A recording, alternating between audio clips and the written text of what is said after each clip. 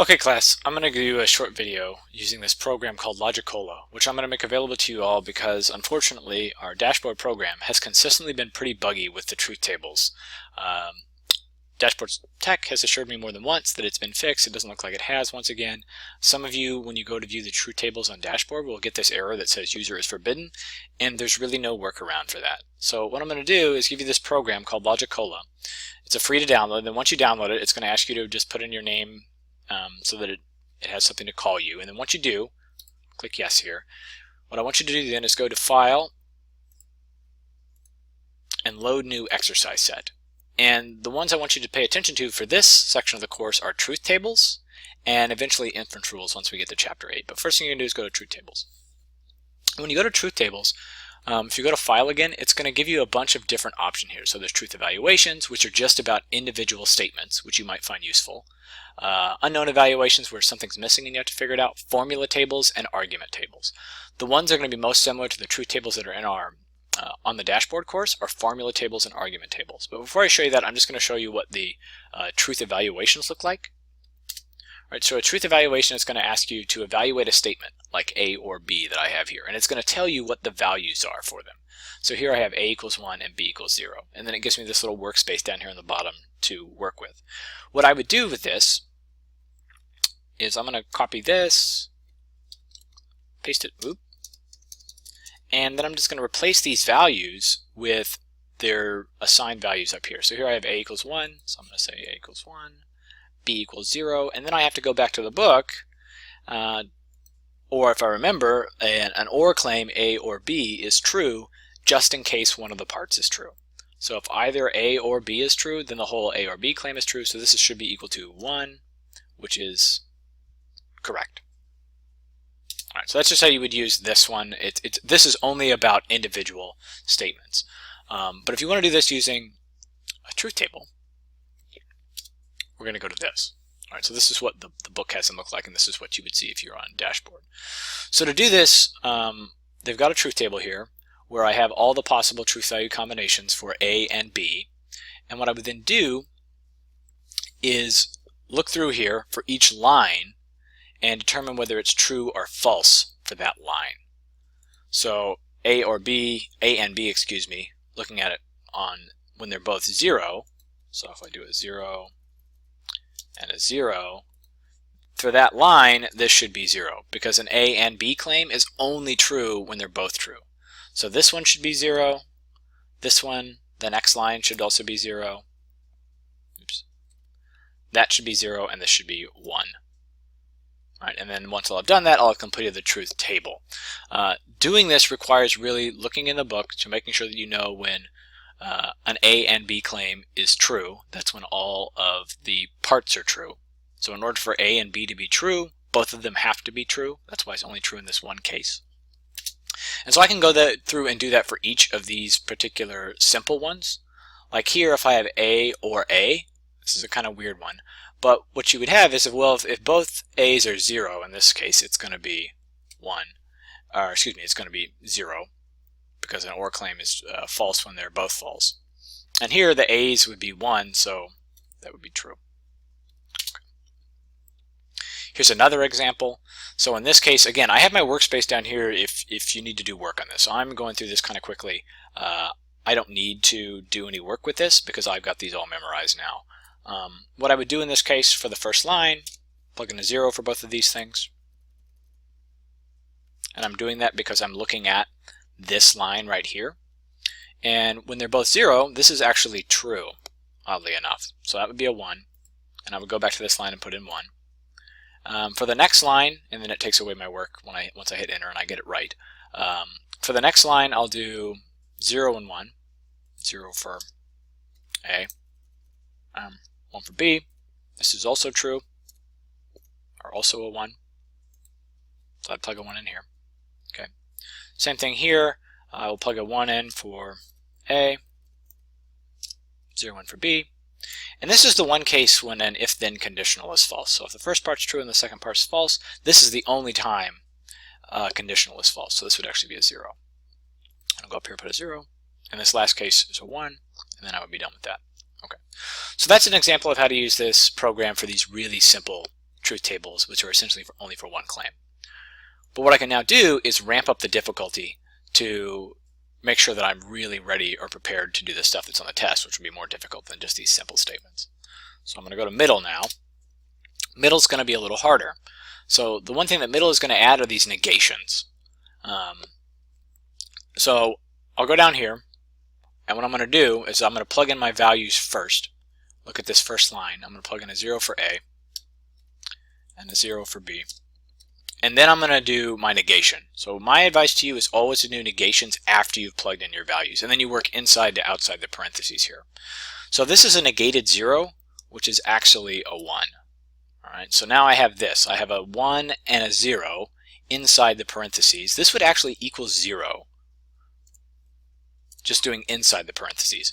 But then I have to take this negation that I have right here and apply it to this inside 0. So this actually then becomes 1 once I do the negation. All right, so this should be a 1 for this particular line. So I'll do a 1, and I believe I'm going to try to do this inaccurately here. It won't let you put in inaccurate ones. Oh, no, yes it will. Oh, okay, so this one would have been a 0, excuse me, because this would have flipped this to a 1 when I got plugged in. But if I try to put in the wrong value, it's going to tell me that won't work. So let's do this line now. We'll do a 1 for A and a 0 for B. If I do that, I'm going to go back here now and flip this because this is a negated 1, which becomes a 0. This would be 0 and 0 equals 0. But then I'm going to take this negation and apply it to the 0 as I've done there, so it actually equals 1. So this next line should be a 1. And then this last line, again, I'm just going to plug in 1. Plug in 1. And if you want to do it line by line to just remind yourself, okay, this is my new line. I'm going to flip the sign here. This is a negated 1. That becomes a 0. Okay. Which equals 0. So now I would take that and say, well, because this middle part equals 0, go ahead and delete this. And I'll have my negated 0, which equals 1. So this should also be 1. And that would be what the truth table looks like for this particular set. So it's false that not A and B is true. That will be true when A is 0 and B is 0. It'll be false when A is 0 and B is 1. It'll be true in this case, and it'll be true in that case. Here's another example, again using negations. So what I would do here, same thing I've been doing, I'm going to go to this line first and start plugging in my values. So here's a 0, there's a 0, next line, negated 0 becomes 1. Next line, that the inside part here, this would be a 1 then 0. That's the one case where a conditional is false. So then I will go down here and flip my sign. So this whole thing would actually be 1 for this first line. Okay. Next one, 0 and 1. So I'll plug in a 0, plug in a 1, go down 1, flip my sign. So this would be a 1 and 1. A 1 and 1, or an if 1 then 1 equals a 1. Then I'm going to bring this down because I haven't forgotten about my negation out here. And I'm going to go apply that negation to the 1, which equals a 0. So this next line would be 0. Okay. Same thing here. Go up to my line, plug in a 1 for A, a 0 for B, flip my sign. Okay. A 0, and if 0 then 0 is actually true, oddly enough. So this is going to be the inside equals 1. I'm going to bring this down then, delete all that stuff, flip my sign, so this is actually 0. And then this last one, plug these in, flip the value with the negation inside the parentheses first.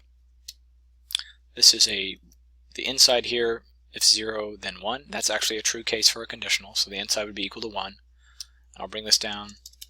Now I'll apply my outside negation, and this equals 0 then. And that's what that truth table would look like. true in this case, where A is 0 and B is 0, and false in every other case. Okay.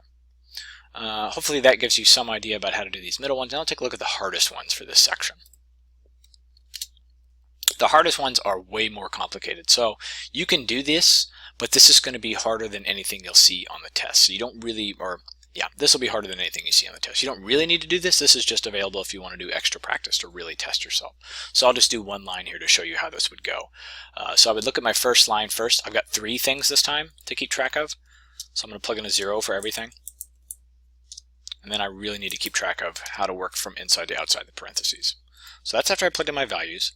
I'm now going to go to the inside set of parentheses first.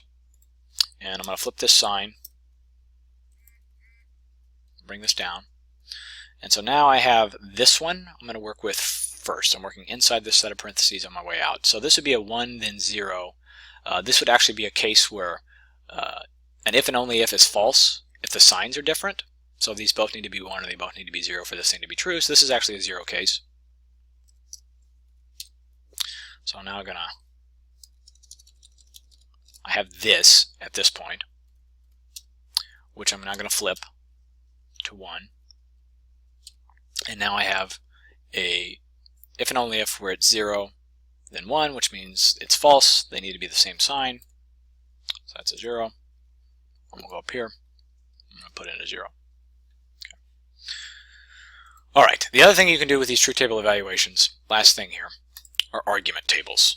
So these are the hardest of all because this is going to actually do something even more complicated, which is evaluate an argument.